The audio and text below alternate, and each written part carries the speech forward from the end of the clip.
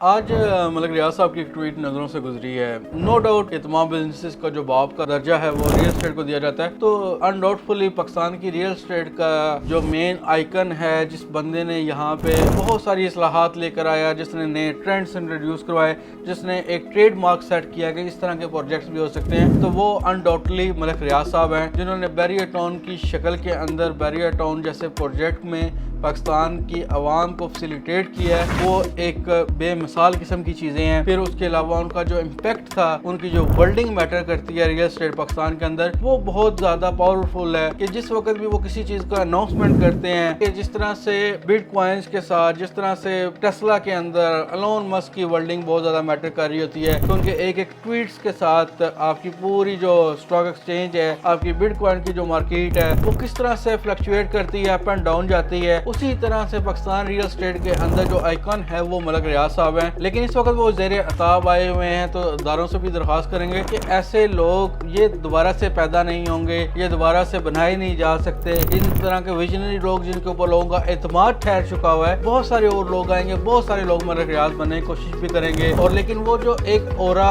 جو ملک ریاض نے سیٹ کر دیا ہوا ہے، ایک لیول جو انہوں نے مینٹین کیا ہوا ہے، وہ کسی کو دوسرے کو نہیں مل سکتا، کیونکہ تاریخ میں یہ چیزیں ہمارے سامنے پڑی جاتی ہیں کہ جو سا سٹینڈرڈ کوئی آدمی سیٹ کر دیتا ہے، تو اس کا قائد، اس کا پائنیئر کے طور پہ اسی ایک بندے یا شخصیت کو دیکھا جاتا ہے، اور لوگ اسی کو فالو کرتے ہیں۔ تو شروع سے لے کے اب تک ہم نے اپنے موسموں کو، ٹھیک ہے کچھ غلطیاں، کچھ معاملات ہوتے ہیں، سب نے کیے ہوئے، کون یہاں پہ دودھ کا دھلا ہوا ہے، لیکن ملک ریاض انڈاؤٹفلی ایک آئیکن ہے۔ ان کی خدمات کی ضرورت ہر وقت ہمیں چاہیے۔ تو اداروں سے بھی درخواست ہے کہ جس طرح کی پاکستان کے اندر اس وقت معاملات چل رہے ہیں، جس طرح سے پراپرٹیز ڈاؤن ہوئی ہیں، لوگوں کا پیسہ پھنسا ہوا ہے، لوگوں کے کاروبار رکے ہوئے ہیں، جس وجہ سے آپ کی لڑائیاں، آپ کی قتل و غارت، آپ کے چیک ڈس آنر کے کیس، آپ کے مالی معاملات کے کیس، آپ کے پاس فگر اینڈ فیکٹ سارے پڑے ہوتے ہیں، فگر ٹھیک ہے، تو کس لیول کے پیک پہ چلے گئے ہیں یہ پچھلے 1.5 سال کے اندر، کہ کتنی زیادہ درخواستیں، کتنی زیادہ ایف آئی آریں مالی معاملات کے اندر درج ہوئی ہیں مختلف تھانوں کے اندر۔